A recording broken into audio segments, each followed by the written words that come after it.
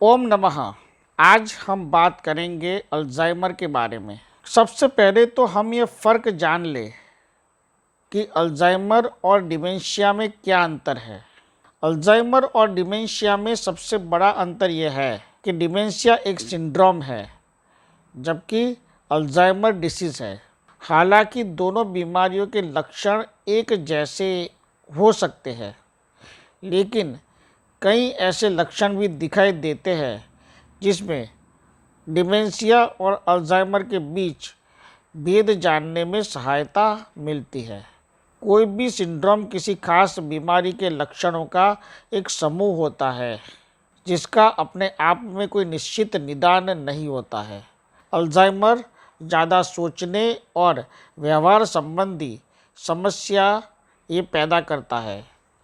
Alzheimer में मस्तिष्क की कोशिकाएं खुद ही बनती है और खुद ही खत्म होने लगती है, जिससे याददाश्त और मानसिक कार्यों में लगातार गिरावट आती है। यह एक बहुत तेज़ी से फैलने वाला रोग है। अल्जाइमर रोग के लिए आज भी कोई निश्चित सटीक इलाज उपलब्ध नहीं है। अल्जाइमर की वजह से मस्तिष्क की कोशिकाएं सबसे पहले क्षतिग्रस्त होती है, जो स्मृति लोप की वजह बनती है। अल्जाइमर के अलग अलग 4 चरण होते हैं, जैसे कि प्रारंभिक चरण, जिसमें व्यक्ति उसके रोज़मर्रा के सामान्य कार्य कर सकता है, फिर भी उन्हें महसूस होता है कि उनकी याददाश्त में समस्या आ रही है, जैसे कि सही शब्द या नाम सोचने में समस्या आना, नए लोगों के नाम याद रखने में परेशानी होना, योजना या आयोजन बनाने में परेशानी आना जैसे लक्षण दिखाई देते हैं। मध्य चरण। अल्जाइमर का मध्य चरण आमतौर पर सबसे लंबा होता है और कई सालों तक रह सकता है। जैसे जैसे यह रोग बढ़ता है, वैसे वैसे व्यक्ति की देखभाल की आवश्यकता होती है। इस समय लक्षण दूसरे के ध्यान देने योग्य हो जाते हैं, जैसे कि घटनाओं के बारे में या अपना व्यक्तिगत इतिहास भूल जाना, स्वयं का पता, मोबाइल नंबर भूल जाना, मानसिक रूप से चुनौतीपूर्ण परिस्थितियों में मूडी या कटाव महसूस करना, नींद के समय में परिवर्तन जैसे कि दिन में सोना, रात में बेचैन रहना, व्यक्तित्व और व्यावहारिक बदलाव जैसी समस्याएं इस चरण में पैदा होती है। तीसरा और आखिरी चरण। अल्जाइमर के इस अंतिम चरण में व्यक्ति अपने आसपास के पर्यावरण पर प्रतिक्रिया करने, वार्तालाप जारी रखने और अंत में गतिविधियों को नियंत्रित करने की क्षमता को खो देता है। याददाश्त और संज्ञानात्मक कौशल बिगड़ता है। भौतिक समस्याओं जैसे कि चलने, बैठने, निगलने में परेशानी, अपने आसपास के बारे में जागरूकता खो देना, इस तरह की समस्या अंतिम चरण में अल्जाइमर के पेशेंट में देखी जाती है। अल्जाइमर के लक्षण के बारे में अगर हम बात करें तो नंबर 1, बातचीत करने में कठिनाई। नंबर 2, किसी चीज़ को कहीं पर रख देने के बाद उसे ढूंढने में कठिनाई।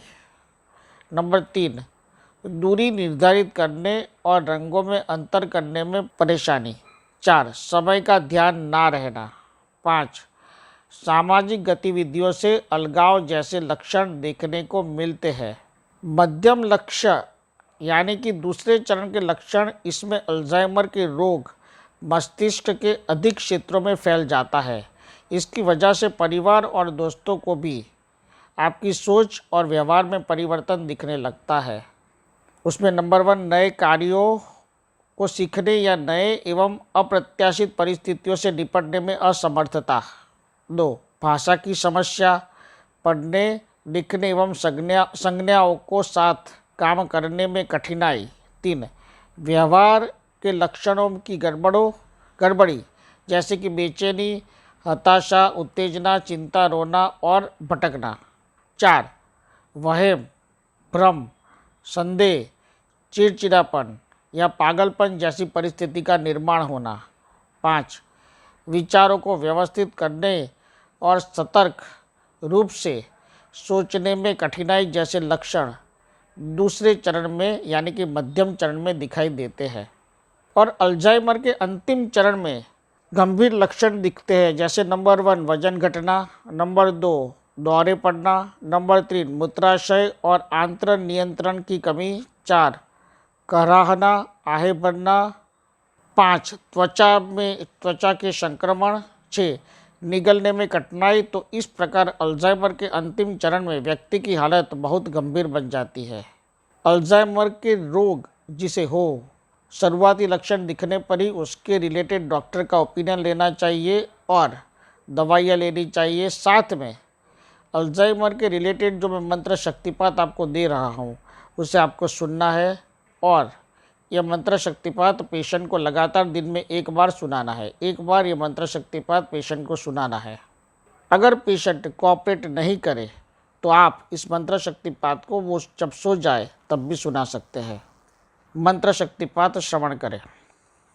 ओम प्रमाजतम प्रमाजतम नम सध्यातताति नम दादम दादम नानम वम त्रमात्रम माजतक्या कलभम कलभम कलभम कलभम महातिका नम त्रादत्यानि महाततम नमो नमः नमो नमः नमो नमः। ओम नमः।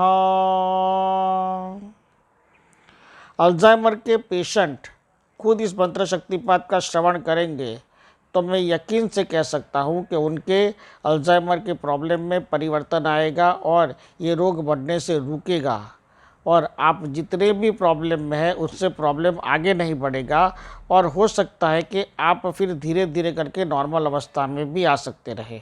इसलिए मेरा कहना है कि दवा के साथ इस मंत्र शक्तिपात का रोजाना एक बार श्रवण अवश्य करें।